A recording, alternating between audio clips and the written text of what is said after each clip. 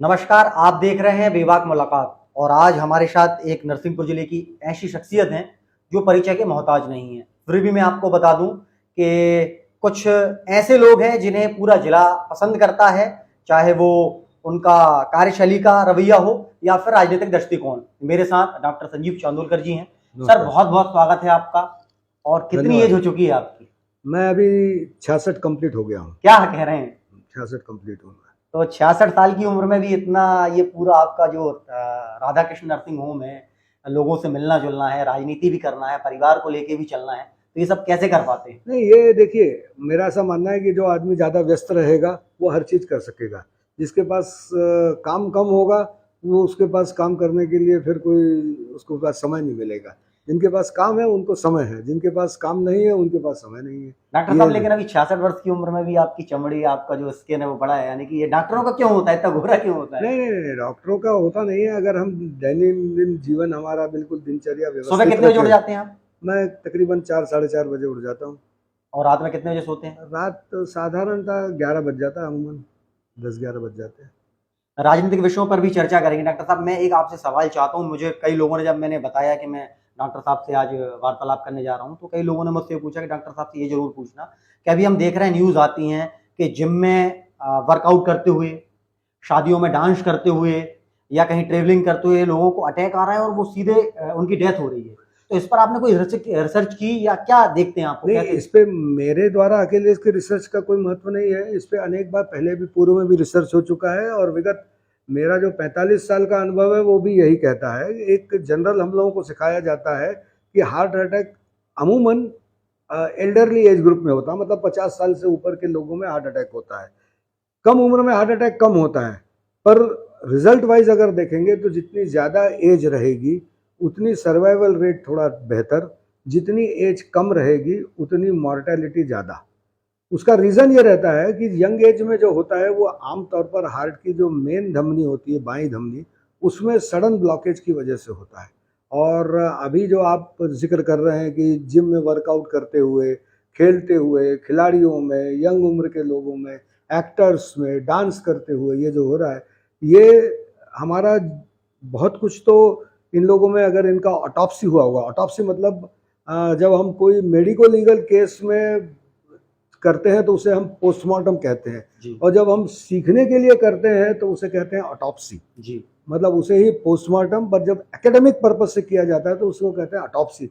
और ऐसी autopsy findings अनेक हैं कि इन लोगों में कंजेनाइटल, मतलब ड्यूरिंग बर्थ या पोस्ट बर्थ जो नसें होती हैं उनमें डिफेक्ट रहता है और उस वजह से इनमें होता है। एक तो कारण ये होता है।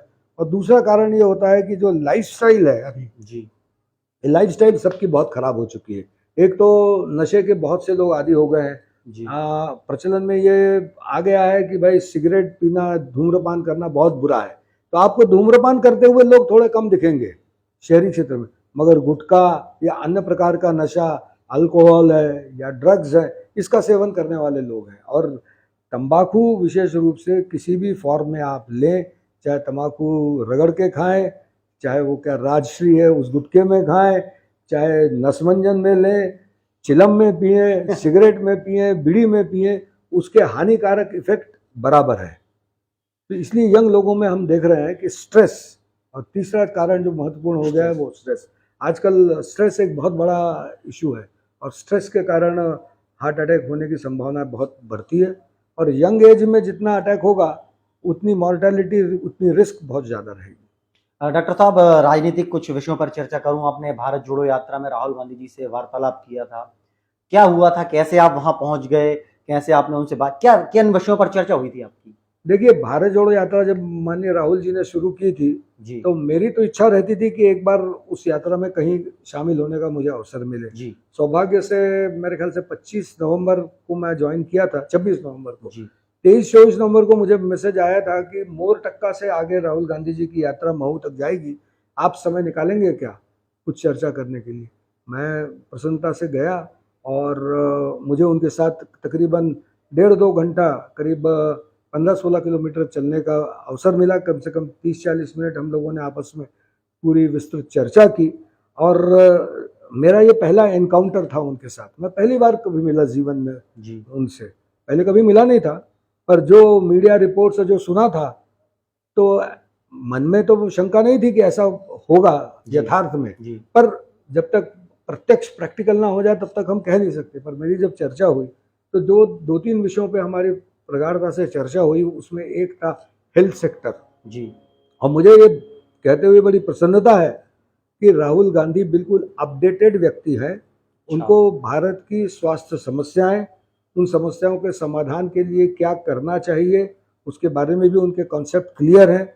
वर्तमान की जो स्वास्थ्य प्रणाली है उसमें क्या ड्रॉबैक्स है ये भी उनको मालूम है जी। उदाहरण के लिए अगर मैं आपसे कहूँ तो जैसे हमारा इंडियन मेडिकल काउंसिल था पहले जी। उसको वर्तमान की सरकार ने भंग करके नेशनल मेडिकल कमीशन बना दिया, आयोग बना दिया है। ठीक है। इंडियन मेडिकल काउंसिल ये ऑटोनॉमस बॉडी थी, स्वायत्त संस्था थी जी। ये अपना स्वयं का निर्णय लेती थी, खासकर क्या एकेडमिक पाठ्यक्रम होना चाहिए, कैसे कॉलेजेस खुलना चाहिए, उसमें अपग्रेड नॉलेज कैसा बढ़ना चाहिए, कितना प्रैक्टिकल ट्रेनिंग होना चाहिए, हॉस्पिटल्स कैसे होना चाहिए, हॉस्पिटल में कोड ऑफ कंडक्ट क्या होने चाहिए, ये सब वो डिसाइड करते थे और गवर्नमेंट के लिए वो बाध्यकारी थे कि वो उसको माने और वो लागू करवाएं।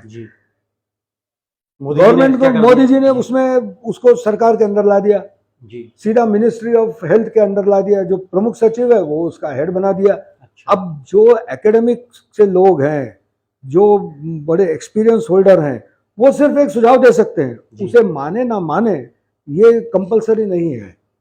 ये बहुत बड़ा बदलाव है और इसीलिए हम देख रहे होंगे कि मिक्सोपैथी, आप लोगों ने सुना होगा कि सरकार आई तब से मिक्सोपैथी की चर्चा होने लगी।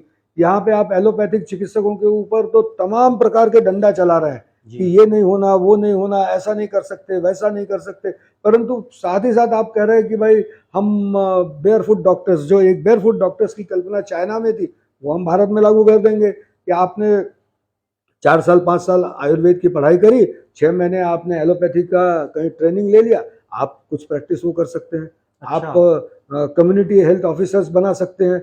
तो ये जो खिलवाड़ है, ये खिलवाड़ उचित नहीं है। अब जैसे अभी आपने बहुत नया नया सुना होगा कि मध्य प्रदेश की सरकार ने 6 मेडिकल कॉलेजेस खोलने की मान्यता दी, उसमें भिंड का मेडिकल कॉलेज खोल रहा है। भिंड का मेडिकल कॉलेज वो कह रहे हैं कि हमने खोल दे रहे हैं, और कहाँ खोल रहे हैं, तो वहाँ का जो एक पुराने जमाने का जिला अस्पताल है उसमें, उसका इंफ्रास्ट्रक्चर नहीं है। आज अगर आप एनएमसी के साइट पे जाकर मेडिकल कॉलेजेस को खोलने की अनिवार्यता देखेंगे तो इतने नियम कायदे कानून है कि आपको वो करते करते 4 साल लग जाएंगे, तब जाके कहीं आप इंफ्रास्ट्रक्चर कर पाएंगे, और वो कह रहे हैं हम कॉलेजेस खोलेंगे। लेकिन सरकार 18 साल से यहाँ पर भाजपा की सरकार है, अब तो केंद्र में भी डबल इंजन बोलते हैं कि भैया केंद्र में मोदी जी, यहाँ पर शिवराज मामा जी, इतने बड़े बड़े लीडर हैं। यहाँ से मैं जालम सिंह जी की बात करूँ, या फिर आप ले लीजिए राज्यसभा सांसद कैलाश सोनी जी हों, मध्य प्रदेश में सर्वाधिक बड़ी जीत सांसद राव प्रताप जी की है। तो ये लोग, जैसे आप बड़े लीडर से मिले, राहुल गांधी जी से, कमलनाथ जी से भी आप लोग मिलते हैं, आप लोगों की जब बात होती है, जैसे आप क्या सोचते हैं, ये लोग नहीं बोलते कि मेडिकल कॉलेज नरसिंहपुर में भी दीजिए? ये मेडिकल कॉलेजेस चाहिए। अगर हम हमारे यहाँ का हेल्थ सेक्टर इंप्रूव करना चाहते हैं तो डिस्ट्रिक्ट प्लेसेस में मेडिकल कॉलेजेस चाहिए, तभी हम ज़्यादा डॉक्टर्स अच्छे क्वालिटी के बना। पर क्वालिटी एजुकेशन पे जोर दीजिए। केवल हमारी राजनीतिक महत्वाकांक्षा के खातिर हम कहीं भी खोल दें या वोट बैंक के खातिर खोल दें। आपने इंजीनियरिंग कॉलेजेस की दुर्गति देखी। आज इंजीनियरिंग कॉलेजेस जब सरकार ने बिल्कुल भट्टेबाजी की तरह खोलना शुरू कर दिए तो 2-2 कमरों के मकानों में इंजीनियरिंग कॉलेजेस खुल गए। और नतीजन ये हुआ कि आज हमारे यहाँ के क्वालिफाइड बीटेक एमटेक इंजीनियर, कोई पटवारी की नौकरी कर रहा है, तो कोई दूसरी नौकरी कर रहा है, तो कोई क्लर्क की नौकरी कर रहा है। इतना अच्छा क्वालिफिकेशन गेन करने के बाद क्या ये नौकरी उचित है? मैं ये नहीं कहता हूं कि कोई भी काम खराब है, कोई काम खराब नहीं है, सब काम अच्छे हैं, परंतु हर काम के लिए क्वालिफिकेशन अगर है तो अब मैं अगर एमबीबीएस हो गया या मैंने एमडी कर लिया, अब उसके बाद मैं किसी ऑफिस में बड़े बाबू बन सकता हूं, पर क्या ये उचित है? नहीं। ये क्वालिफिकेशन का या उस जो हमारी जो ब्रेन का है उसका दुरुपयोग है, मिसयूज है। आप बहुत से पटवारी जानते होंगे, उसका नतीजा हमारा कहना है कि क्वालिटी एजुकेशन, आप अच्छा क्वालिटी एजुकेशन खोलिए, डिस्ट्रिक्ट प्लेस में कॉलेजेस खोलिए, वेल फर्निश कॉलेजेस खोलिए, वेल इक्विप्ड कॉलेजेस खोलिए, उसमें अच्छे प्रोफेसर्स रहें, उनको सीखने के लिए, सिखाने के लिए अच्छा वातावरण निर्मित करें, हम नरसिंहपुर में जिला अस्पताल है इतना बड़ा, 400 500 700 बेड का अस्पताल हो गया, नरसिंहपुर में खुलना था। पर हमारे यहाँ के दुर्भाग्य से जो राजनेता हैं उनकी राजनीतिक सोच बिल्कुल एक कुएं के मेंढक की तरह है, उनका व्यापक सोच है ही नहीं। और दुर्भाग्य से भारतीय जनता पार्टी की सरकार में ऐसा ही होते आया है। मैं तो 2003 से देख रहा हूँ, अगर 2003 के पहले का नरसिंहपुर देखेंगे और आज 2023 का नरसिंहपुर देखेंगे तो जिस तरह से व्यक्ति 20 साल में उम्र में बड़ा दिखने लगता है ना, कि जिसके बाल काले थे 20 साल पहले, आप थोड़े बहुत हल्के सफेद दिखने लगे। मेरी भी दाढ़ी पहले थोड़ी थोड़ी काली थी, अब पूरी सफेद हो गई। तो वैसा ही डेवलपमेंट है कि उम्र बढ़ गई है, सो थोड़ी बिल्डिंग दिखने लगी, थोड़े मकान दिखने लगे, सड़क दिखने लगी, पर जिस तरीके का विकास होना था वो नहीं हुआ। आप देखिए इंजीनियरिंग कॉलेज नहीं है, एक इतना बढ़िया पॉलिटेक्निक महाविद्यालय नरसिंहपुर में खुला, आज उसमें 1-1 फुट के गड्ढे हो गए, वहां पे वोटों की गिनती होती है। आज लोगों को मालूम नहीं कि कितने ट्रेड वहां सिखाए जाते हैं। वहां पे कायदे से अपग्रेड होकर इंजीनियरिंग कॉलेज खुल जाना था। एक सेपरेट लॉ कॉलेज की पहल कमलनाथ जी की सरकार जब 18 महीने की थी, तब यहाँ पे शासकीय 5 साल का लॉ कॉलेज की पहल हुई थी। आज भी फाइल अटकी है, सरकार बदल गई, फाइल ठंडे बस्ते में चली गई। डिपार्टमेंट में नरसिंहपुर जिले को आप कहाँ देखते हैं? स्वास्थ्य विभाग में आप नरसिंहपुर जिले को कहाँ देखते हैं? स्वास्थ्य विभाग में जहां तक प्राइवेट सेक्टर से लेके सरकारी सेक्टर की बात करेंगे तो निश्चित तौर से हम आसपास के 5-10 जिलों से बहुत बेहतर है। हम बहुत अच्छी सर्विसेज दे रहे हैं नरसिंहपुर में, पर हम इससे बहुत अच्छा कर सकते हैं। नरसिंहपुर में बहुत अच्छा कर सकते हैं, हमारे लोगों को सुविधाएं दे सकते हैं, बशर्ते सरकार की उतनी नियत हो, उतनी मंशा हो, राजनीतिक सोच हो। ये राहुल गांधी जी का जब आपने बात किया था तो उनके साथ मेरी जब ये चर्चा हुई तो आयुष्मान भारत योजना पे भी हमारी बहुत देर तक चर्चा हुई। आयुष्मान भारत योजना ये ठीक है कि एक वंचित वर्ग है, उस वर्ग की पहुंच नहीं है अच्छे इलाज के लिए, महंगा इलाज है, वो नहीं कर सकते, सरकार उनको चिन्हित अस्पतालों में भेज के कराती है। मेरा और उनका भी इस पे सोच था, मैंने कहा ऐसा कब तक करेंगे हम? ऐसा प्रति परिवार 5 लाख रुपए आने वाले कितने साल तक देंगे? आज उस परिवार में 5 लोग हैं, 2 लोग ठीक हो गए, फिर 3 बचे, फिर 3 के और 2 पैदा होंगे उनके परिवार में, तो क्या हम उनको अखंड आने वाले अनेक? इससे बेहतर ये है कि अगर हम हमारा इंफ्रास्ट्रक्चर उतना बेहतर कर लें, शासकीय अस्पतालों को उतना बेहतर कर लें कि जो प्राइवेट में जाके अफोर्ड नहीं कर सकते हैं वो उतनी ही बेहतर इलाज शासकीय इसमें करा लें, तो पैसे की भी बचत होगी, नंबर 1। नंबर 2, ये जो आयुष्मान भारत में उन्होंने कैपिंग लगाया है कि अमुक बीमारी के आपको 20,000 रुपए देंगे, अमुक बीमारी पे 1.5 लाख रुपए देंगे। मेरा ये कहना है कि आप अगर अस्पताल चिन्हित करते हैं, उनको पंजीकृत करते हैं योजना के अंतर्गत, और उनको पेमेंट आप नंबर 1 मतलब बैंक ट्रांसफर से पैसा देते हैं, तो उस व्यक्ति को पूरी स्वायत्ता होनी चाहिए, उस हितग्राही को, कि वो अपना इलाज बेहतर से बेहतर तरीके से कराए। अस्पताल का जो बिल है वो अस्पताल का बिल आप उनको पे कर दीजिए। अगर आप उसको ऑनलाइन या ट्रांसफर से पैसा दे रहे हैं तो नेचुरली साल के आखिर में इनकम टैक्स में उसका, अगर इनकम टैक्स का स्लैब बढ़ेगा तो उतना इनकम टैक्स कट जाएगा। तो ये कैपिंग लगा के आप जबरदस्ती के, ये जो आप पेपर में पढ़ते हैं सुनते हैं कि कहीं कुछ आयुष्मान में घपला हुआ, आयुष्मान में करप्शन हुआ, और दूसरा आयुष्मान में ये होना चाहिए कि भुगतान जो अस्पताल हैं उन अस्पतालों को सरकार तत्काल करे, उनको भुगतान में देरी ना करे, क्योंकि छोटे छोटे जिलों में छोटे छोटे अस्पताल हैं, वहां पे वो बेहतर उपचार देते हैं। अगर वो अपना पैसा इन्वेस्ट करके इलाज करेंगे और सरकार से लेने वाली जो रकम है वो बहुत ज्यादा हो जाएगी, तो निश्चित तौर से वो सर्वाइव कैसे करेंगे? कॉर्पोरेट बड़े अस्पतालों में एक बार चल सकता है, छोटे अस्पतालों के भुगतान जल्दी आपको लगता है कि कमलनाथ जी की अगर सरकार आएगी तो आपको इतना विश्वास है कि कमलनाथ जी से इन सब विषयों पर अगर आप चर्चा करेंगे तो इन विषयों पर वो ध्यान देंगे और कुछ आगे बात बढ़ेगी? नहीं, निश्चित होगा। आप कांग्रेस की वर्किंग 2003 के पहले की देख लीजिए और आज अभी का 2003 से लेके 2023 तक का भारतीय जनता पार्टी की सरकार का वर्किंग देख लीजिए। केवल हवेबाजी, गप्पेबाजी, कुछ भी नहीं हो रहा। नरसिंहपुर में कलेक्ट्रेट कांग्रेस के जमाने में बना, महिला महाविद्यालय कांग्रेस के जमाने में बना, पीजी कॉलेज का उन्नयन कांग्रेस के जमाने में हुआ, महिला पॉलिटेक्निक कॉलेज कांग्रेस के जमाने में बना। लेकिन भाजपा तो ये कहती है ना कि हम 1,000 रुपए बहनों को दे रहे हैं, अभी लाडली बहना योजना के नाम से 25,000 रुपए शादी के लिए दे रहे हैं। आप काम दीजिए, लोगों को रोजगार दीजिए, हाथ को, आदमी को फ्री में पैसा नहीं चाहिए, फ्री में पैसा नहीं चाहिए। फ्री में पैसा देने से हम एक बड़े वर्ग को आलसी बना रहे हैं। काम दीजिए, आप अभी देख रहे होंगे कि ये कोविड के चलते और जीएसटी के चलते हमारे बहुत से पढ़े लिखे लोग जो बाहर काम करते थे उनकी नौकरियां चली गई। आज वो नरसिंहपुर में किसी ने चाय का ढाबा खोला है, उसे अब ठीक है नाम आप कुछ भी दे दीजिए, कैफे कह लीजिए, ठीक है, कैफे करना कोई बुरी बात नहीं है, पर आज वो एमएनसी में काम करता था, वहां पे अगर वो मान लीजिए पैकेज में काम करता था, 1 लाख रुपए महीने के पैकेज में काम करता था, उस पैसे को इकोनॉमी को वो मार्केट में इन्वेस्ट करता था तो इकोनॉमी बढ़ती थी। यहाँ आने के बाद एक व्यक्ति जो वर्किंग था वो वर्किंग कम हो गया। तो आप काम दीजिए लोगों को। डॉक्टर साहब ने मुशरान जी का समय देखा है, आज उनकी पुण्यतिथि है, आज जयंती है, पुण्यतिथि मैं है। थोड़ा सा कंफ्यूज हो रहा हूँ। तो मुशरान साहब का आपने समय देखा है और आज का दौर, इंदिरा गांधी जी का भी समय आपने बहुत अच्छे से देखा होगा, राजीव गांधी जी का भी समय आपको बहुत अच्छे से याद होगा, मनमोहन सिंह जी का समय तो आपको बहुत अच्छे से याद ही होगा। आज का दौर और वो दौर, नरसिंहपुर जिले के हालात और देश के हालात, कैसे देखते हैं इसको आप?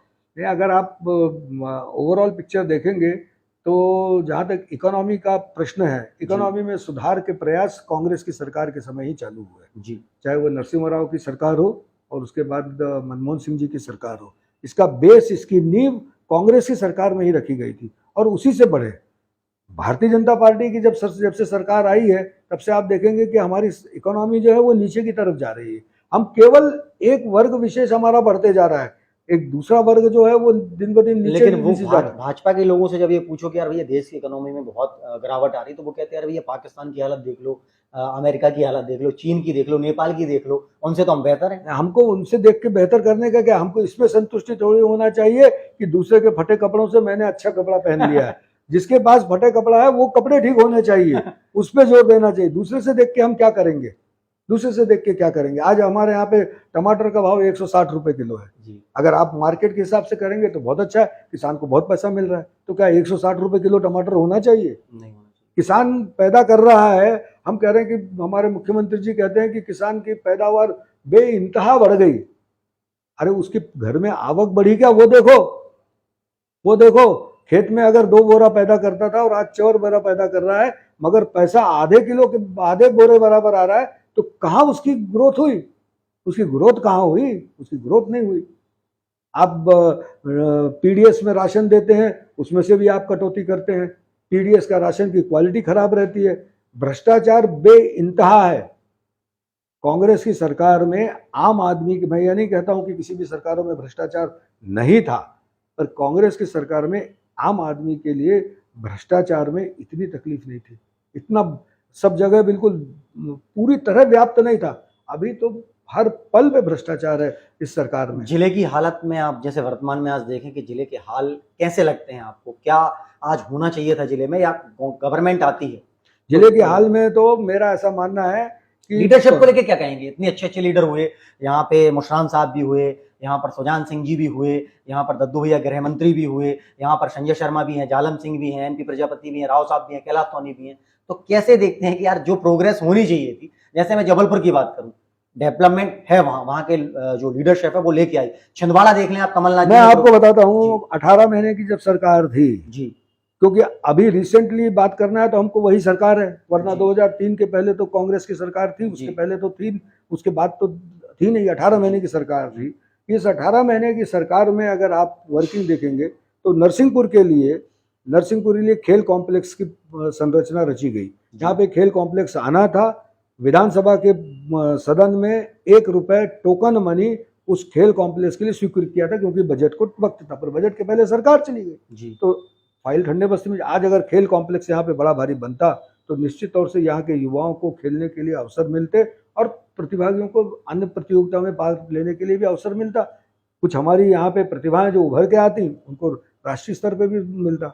यहाँ पे लॉ कॉलेज की तब पहल हुई थी। आज भी फाइल कलेक्टेड में कोई जाके देखेगा तो लॉ कॉलेज के लिए मैं ये तक ही बता सकता हूँ कि केंद्रीय विद्यालय के पास जो जेल की 10 एकड़ भूमि थी, उस 10 एकड़ भूमि का लगभग अधिग्रहण की प्रक्रिया हो गई थी कि उसे उच्च शिक्षा विभाग को देके लॉ कॉलेज बनाया जाए, वो खत्म हो गया। यहाँ पे एग्रो इंजीनियरिंग कॉलेज की बात हुई थी। एग्रो इंजीनियरिंग कॉलेज वो स्टेशन पे जो फार्म है, कृषि फार्म, उसमें खुलने का वह भी करीब प्रोसेस में चला गया था। यहाँ पे ये जो आप कॉम्प्लेक्स देख रहे हैं मेरे सामने ही बिल्कुल जिला पंचायत का बना है, ये भी कांग्रेस के 18 महीने की सरकार के दरमियान का है। उसके पहले भाजपा की सरकार थी, 2500 अड़ंगे वहां बनने के लिए, कॉमर्शियल एक्टिविटी के लिए नहीं हो पाए।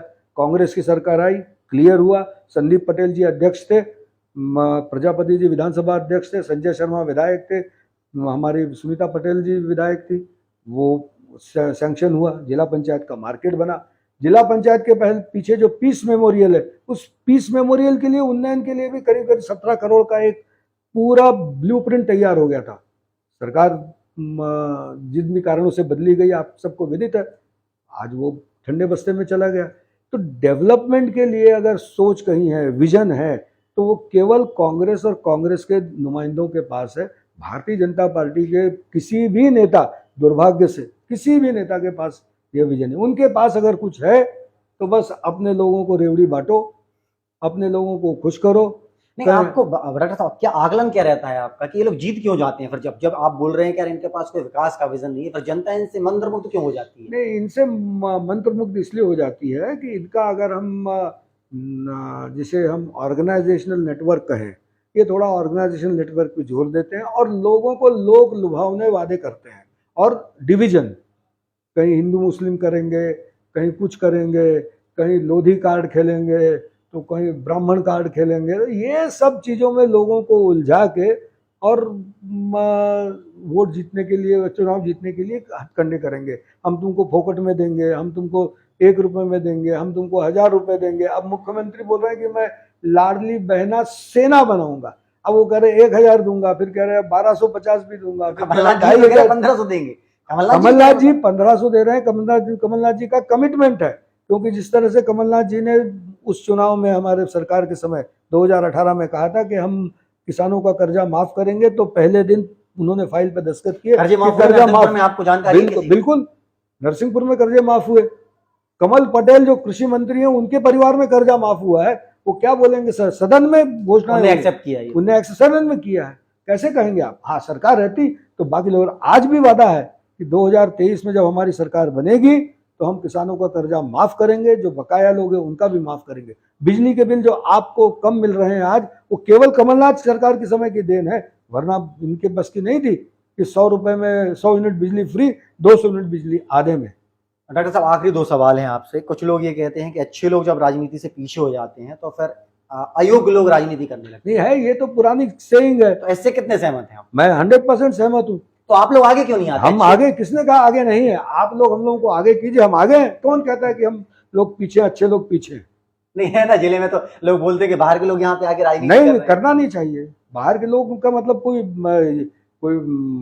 पाकिस्तान से आ गया क्या, कोई अमेरिका से आ गया? मेरा कहने का मतलब है कि अच्छे लोगों को पॉलिटिक्स में आगे आना ही चाहिए, और आते हैं। और कांग्रेस में ये कल्चर है कि कांग्रेस हमेशा कुछ पढ़े लिखे, समझदार, जिनको कोई विजन हो, कोई सोच हो, उन्हीं लोगों को आगे करती है। जातिगत आधार पर अगर आप देखेंगे, ये जब से भारतीय जनता पार्टी के लोग आए हैं तब से ये जातिगत समस्याएं इन्हें पैदा करी है। वरना आप इतिहास उठा के देख लीजिए, जब से आज़ादी के बाद से लेके कौन से जातिगत समीकरण के आधार पर यहाँ के लोगों ने प्रतिनिधित्व किया? किसने किया बताइए मुझे, कोई हो तो। हरि विष्णु कामत यहाँ के सांसद रहे, कितने लोग हैं उनके जाति के थे या हैं? कौन थे बताइए? अजय नारायण मिश्रान यहाँ के, उनके पिताजी रहे, कितने लोग थे? 2 व्यक्ति। सरताज सिंह जी रहे, कितने लोग रहे उनके साथ के? उत्तम चंद लूनावत जी रहे। तो ये जो अजय नारायण मिश्रान और ठाकुर शशि भूषण सिंह वगैरह, ये सब आप नाम देखेंगे, सुरेंद्र धोरलिया देखेंगे, ये जिन्होंने प्रतिनिधित्व उस समय जो था, उस समय का सोच नहीं था, चाहे वो किसी भी राजनीतिक दल के लोग। ये 2003 से भारतीय जनता पार्टी का निरंतर पतन होते चला जा रहा है। जो वो नहीं करना करते थे, वो पूरी तरह से आकंठ से डूब गए, भ्रष्टाचार में डूब गए, जातिवाद में डूब गए। लोगों को डिवाइड करो और किसी फूट डालो और किसी भी तरह से सत्ता पकड़ो, भ्रष्टाचार करो, ये सब हथकंडे उनके हैं। आज कुछ भी नहीं हो रहा है इनके। आखिरी 2 सवाल हैं आपसे कि बुलडोजर जो चल रहा है अभी, पहले यूपी में चला कि किसी भी अपराधी ने, मान लीजिए मैंने कोई अपराध किया, अब मेरा घर मेरे माँ बाप ने या परिवार ने बड़ी मुश्किल से बमुकस्सर, आप तो जानते हैं घर कैसे बनता है, ये ना कोई कोर्ट में मैटर, ना कोई नगर पालिका में मैटर, सीधा बुलडोजर गया, उन्होंने एक नोटिस दिया, सीधा बुलडोजर चला दिया। इस पे क्या विचार है डॉक्टर साहब के? और अगर मान लीजिए गवर्नमेंट आती है तो कमलनाथ जी के पास जब आप जाएंगे, एज अ मुख्यमंत्री वो रहेंगे, और आप चूंकि एक जिले के प्रभावशील नेता भी हैं और आपकी पर्सनालिटी है, तो ऐसा कौन से 2-3 काम रहेंगे प्रमुख जो नरसिंहपुर के लिए आप फर्स्ट बार में कह के आएंगे कि सर ये हमें चाहिए? पहला तो मेरा ये रहेगा कि लॉ एंड ऑर्डर पूरी तरह से नरसिंहपुर में सुधरना चाहिए। कानून, क्या कहा लॉ एंड ऑर्डर का मतलब ये है कि कानून का राज होना चाहिए जी। अभी जो कानून का राज नहीं है, अभी पैसे का राज है। आप जी। पैसा दीजिए, चाहे जो करा लीजिए। जी। नंबर 2, शासन का प्रशासन के ऊपर इतना नियंत्रण होना चाहिए कि किसी भी कागज की समय सीमा तय होनी चाहिए कि कोई व्यक्ति अगर कोई चीज आवेदन लगाता है तो उसको उस समय सीमा के भीतर उसका जवाब जाना ही जाना चाहिए। नंबर 3, यहाँ तक आपने ये बुलडोजर वाली बात करी, ये बुलडोजर संस्कृति गलत है, ये नहीं होना चाहिए। जिसने अपराध किया है उसको कानून के दायरे के अंतर्गत जो सजा है, उसका जो ट्रायल है वो विधि अनुसार हो और उसका निराकरण किया जाए। अगर किसी ने कोई अतिक्रमण किया है, कोई एनक्रोचमेंट किया है, तो एनक्रोचमेंट के अंतर्गत जो कार्रवाई होनी है वो उसके अंतर्गत हो, पर इसलिए नहीं कि किसी ने अपराध कर दिया है इसलिए उसका मकान तोड़ दो बिना किसी नियम का कायदे के पालन किए। कोई एनक्रोचमेंट रात भर में तो नहीं खड़ा कर लिया उसने, अगर किया होगा तो पिछले 25, 30, 40 साल से किया होगा, तब तक आप क्या सोते रहे? आपने कभी नोटिस दिया कि उतना उसको पर्याप्त समय देना चाहिए। ये बुलडोजर संस्कृति, ये कोई ठीक थोड़ी कि आपने हमारे साथ कोई अन्याय किया तो हम आपके साथ कर दें। अन्याय करने का अधिकार किसी को भी नहीं है। और जो नरसिंहपुर के विकास की बात है, मैं कमलनाथ जी से पहले चाहूँगा कि साहब आप नरसिंहपुर के दृष्टिकोण को ध्यान में रखते हुए मेडिकल कॉलेजेस की यहाँ पे घोषणा करें, एक एग्रो इंजीनियरिंग कॉलेज की घोषणा करें, एक सेपरेट लॉ कॉलेज का निर्माण करें, एक बहुत बेहतरीन खेल कॉम्प्लेक्स करें, कुछ ऐसे लघु उद्योग यहाँ पे स्थापित करें जिससे यहाँ के लोग सीख सकें। यहाँ इंजीनियरिंग कॉलेज के लिए यहाँ ट्रेंड होंगे। आज खेत गांव में चले जाइए, अगर पंप खराब हो जाए, मोटर खराब हो जाए तो गांव में कोई आदमी नहीं है कि जो उसको ठीक कर ले, उसको वाइंडिंग करने के लिए नरसिंहपुर आना पड़ता है। तो ये सब चीज़ों पे जोर देना चाहिए। और सबसे महत्वपूर्ण, हमारा कृषि प्रधान जिला है, किसान को आमदनी बिल्कुल सही मिलना चाहिए। दाम जो सरकार कह रही है कि दुगना देंगे, हमको उसकी लागत मूल्य से डेढ़ा उसको देना ही चाहिए। लागत मूल्य में उसकी स्वयं की मेहनत भी उसमें जुड़नी चाहिए। तब गेहूं का रेट 3,000 रुपये क्विंटल होना चाहिए खरीदी। और जिस तरह से मूंग की खरीदी इस बार हो रही है, आप देख रहे होंगे करीब करीब 80-85% मूंग बिक चुकी है व्यापारियों के पास, तब ये खरीदी चालू कर रहे हैं। अच्छा। और आज उसका विजुअल, मतलब उसका फिजिकल सत्यापन होना चाहिए कि जो मूंग मंडी में बिकने आ रही है, तथाकथित उनके समितियों में बिकने आ रही है, वो हकीकत में किसान की है कि व्यापारी की है। लाभ व्यापारी ले रहे हैं, किसान तो जहां के तहां वहीं है, फाके मस्त। तो किसान की हालत सुधरना चाहिए, यूरिया के दाम कम होने चाहिए, जीएसटी घटनी चाहिए, टैक्स या जो ट्रैक्टर या एग्रीकल्चर इंप्लीमेंट्स है उसके ऊपर लगने वाले टैक्स घटने चाहिए, पेट्रोल डीजल जो खेत में लगता है वो डीजल पे लगने वाला टैक्स घटना चाहिए, डीजल की कीमत कम होनी चाहिए। डॉक्टर साहब, इतनी अच्छी शानदार अपन ने वार्तालाप किया। विधायक की टिकट मांगेंगे आप इस बार कांग्रेस पार्टी से? पार्टी चाहेगी तो जरूर लड़ेंगे सर। नहीं, आप बोलेंगे कि नहीं? सर किसको बोलते हैं? कमलनाथ जी के पास अपन हम लोग नहीं, चलेंगे आपके साथ? नहीं, ऐसा कहीं होता है क्या? पार्टी सर्वे करती है, पार्टी देखती है। नहीं तो आप आवेदन तो देंगे, वहां अप्लाई करेंगे, सर्वे के आधार पर इस बार टिकट? आवेदन का कोई इसमें कोई विज्ञप्ति निकलती है कि पद खाली है, कृपया आवेदन करें? भाई ये एक भ्रम है। पार्टियां अपना पूरे आंख कान नाक खुले रख के पूरा देखती है। अगर पार्टी ने बोल दिया कि चलिए एक ऑप्शन है अपने पास, तो आप फिर बिल्कुल डंके की चोट पे बिल्कुल लड़ेंगे साहब, जीतेंगे? आपको लगता है? बिल्कुल जीतेंगे। मध्य प्रदेश में 100% जीतेंगे, हम सरकार बनाएंगे और अच्छी सरकार चला के दिखाएंगे। अब ये ऐसे बिकने वाले लोग नहीं रहेंगे। चलिए, तो ये थे हमारे डॉक्टर साहब जिन्होंने बहुत सारी एजुकेशन डिपार्टमेंट हो, हेल्थ डिपार्टमेंट हो, इस पर बहुत अच्छी बातें की और मुझे बड़ा मजा आया आज डॉक्टर साहब से मिलके। आपको लगा ये कैसा कार्यक्रम, हमें जरूर बताएं। कैमरामैन सोनू श्रीवास्तव के साथ मैं अमन खान, बहुत बहुत धन्यवाद।